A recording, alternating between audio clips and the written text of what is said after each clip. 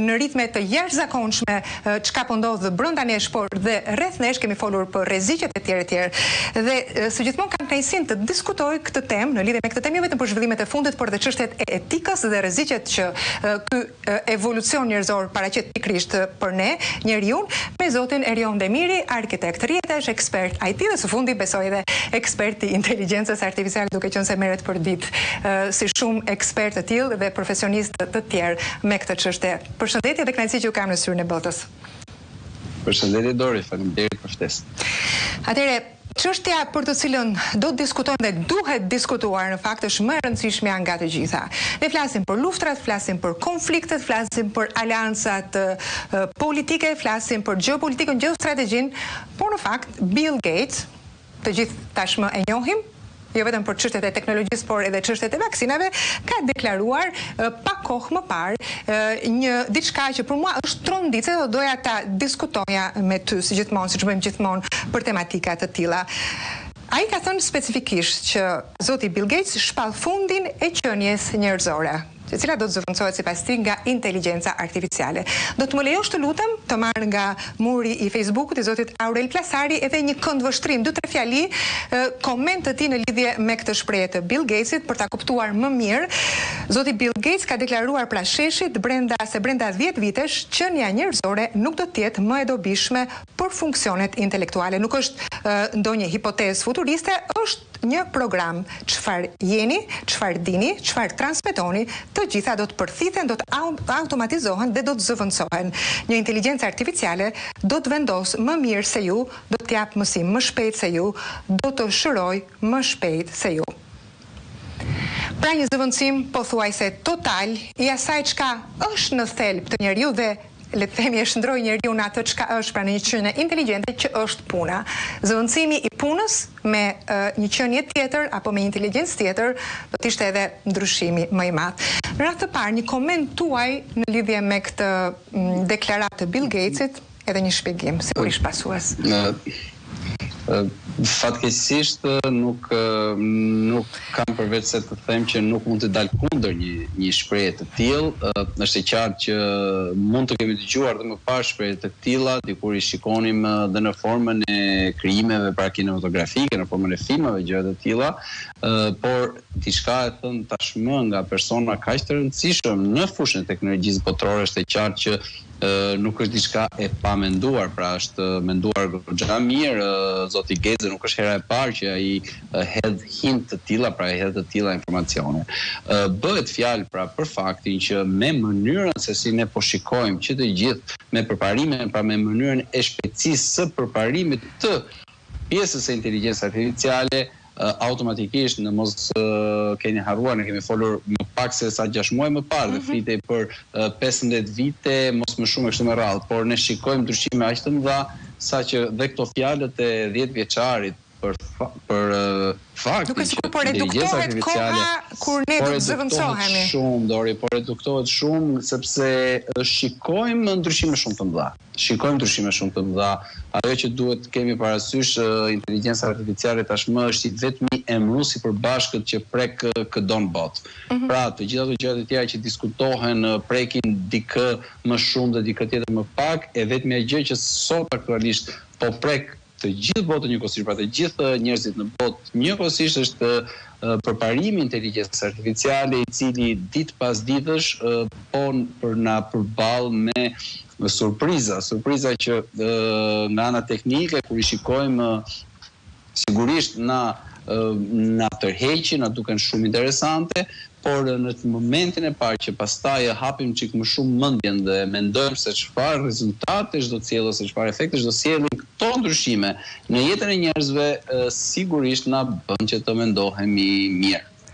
Në fakt, 2 vite më parë, kur u shfaqi dhe ChatGPT-ja që i OpenAI-s me Sam Altman dhe atëre dikur edhe Mira Muratin ton, kemi folur për rrezikun e inteligjencës artificiale, po ishim edhe të entuziazmuar nga ndryshimet pozitive që ajo do të sillte në jetën tona, në përmirësimin e cilësisë së jetës, në lehtësinë e lëvizjes, në lehtësinë e shërbimeve etj.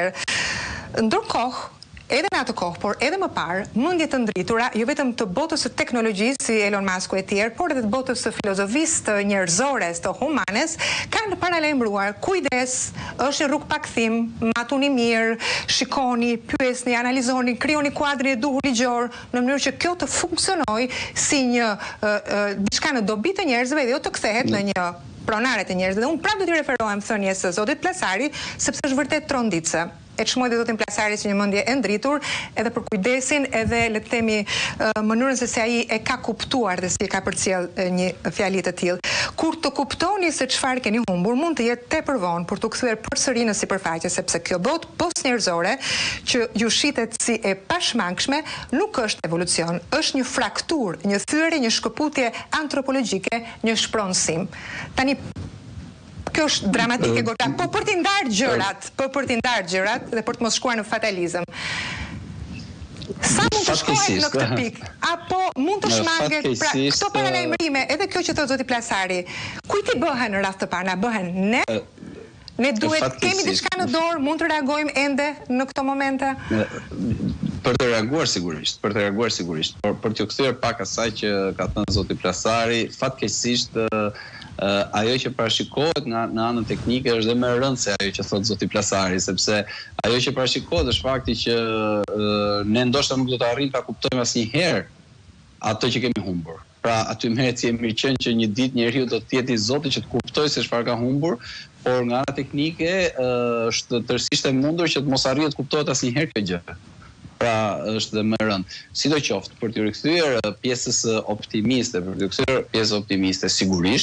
sigurisht deri më sot njeriu ka treguar veten që është goxha i Zotit në atë aftësinë e tij për të ndjetuar dhe inteligjenca e tij deri më sot në shumë raste gjatë historisë që e ka vënë përpara provave ka arritur që ta nxjerrë domethënë faqe bardh. Por duhet kemi parasysh që është hera e parë në historinë e njohur të paktën e njerëzimit që njeriu ka përballë një qenie e cila është më e zgjuar se ai.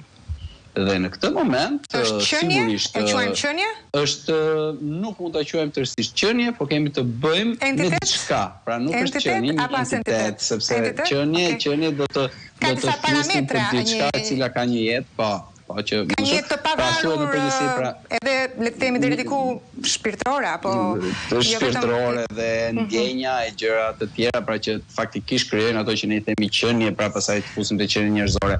Por kemi të bëjmë pra me një entitet ose më saktë me një grup entitetesh të cilët kanë një formë të pacaktuar, të cilët realisht kanë një sasi goxha një sasi njohurish dhe aftësi për të menduar dhe për të përshkruar informacionin goxha më të madhe se çka njeriu sot. Që do të thotë jemi në pozita të pabarabarta sigurisht dhe po ta mendojmë qenien njerëzore si diçka e cila është kundër kësaj qenie tjetër, pra kësaj entiteti tjetër, sigurisht kemi disa pikë mangut aty. Që do të thotë, sigurisht nuk do të mendojmë kurrë që gjithçka është e humbur, pretendohet që kemi të bëjmë pra me këto entitete që po krijohen nga vetë ne, pretendohet që këto po krijohen për të mirën, pra për shumicën e gjërave që ata do të na japin do të jenë të mira, do të jenë pozitive në jetën tonë. Ekziston realisht ai rrezik, pra që thuhet tek ky postim, realisht ekziston si kemi dhe fjalinë e Bill Gatesit, pra shpallet fundi qenies njerëzore është. Po, patjetër. Ai nuk është shprehur tërësisht ashtu, është shprehur që brenda 10 vitesh njeriu do të jetë i panevojshëm për një sasi të madhe funksionesh.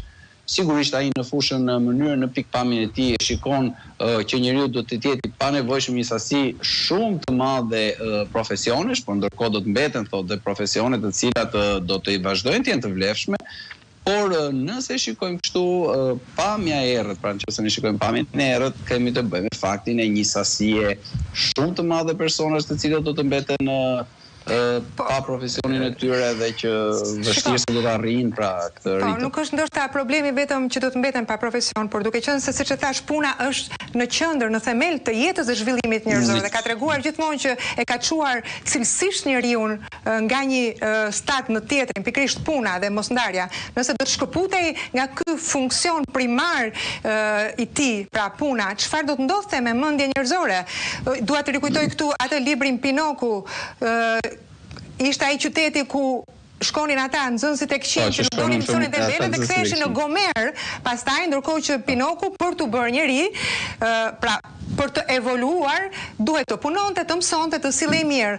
Pra nga kjo fabul, ne do jetojmë në atë qytetin ku do bëhet qef dhe do shndrohemi në Gomer, dhe nëse do të ishte në dorën, se kjo është e frikshme. Nëse do të ishte në dorën e mendjeve të lexuara, sigurisht do të ecej më me kujdes, por do të kemi parasysh që në këtë moment nuk kemi të bëjmë pra vetëm me vendimarrje të tilla me mendje të kthjellët dhe të ftohtë, por kemi të bëjmë me faktin që kemi një garë shumë të madhe midis forcave më të mëdha se në botë, investimet më të mëdha që po bëhen sot. Për kuriozitet, patëm javën që shkoi, ne patëm një rënje të bursave në përgjithësi dhe për shkak të tarifave të reja që qeveria amerikane vendosi. Dhe në të njëjtën kohë, megjithëse patëm rënje të bursave, patëm vazhdim në investime dhe rritje të investime në fushën e inteligjencës artificiale, pra që gjë që normalisht nuk do të kishte ndodhur. Pra, kemi të bëjmë një garë nuk preket fare, domethënë. Nuk preket. Çfarëdo gjë që të ndodhë në botë. Jo vetëm që nuk u prek nga kjo që ndodh, jo vetëm që nuk u prek, po u shtuan investimet. Dhe është diçka, është një tregues goxha i fortë ky, për të treguar që jemi përpara një gare të madhe e cila po luhet nga shumë lojtar. Dhe këtu pastaj nuk hyn pra vetëm ai mendimi i ftohtë, ajo logjika e ftohtë, po hyn shumë aktor në lojë. Kthehemi tek një çështje praktike. Çfarë mund të bëjmë ne? Pra gjithë mendimet, thirrjet, opinionet e mendjeve të ndritura përgjatë këtyre viteve në lidhje me rrezikun dhe pa kthjeshmërinë pas të rrugës ndaj inteligjencës artificiale të njerëzimit. Çfarë mund të bëjmë ne? Pra, përse ne vihemi në dieni të këtij rreziku? Edhe për faktin se inteligjenca artificiale nuk është një entitet alien që po na sulmon, po vjen përmes nesh, pra përmes humanëve, për të na kundërshtuar, për të na reduktuar hapësirat, lëvizjet etj.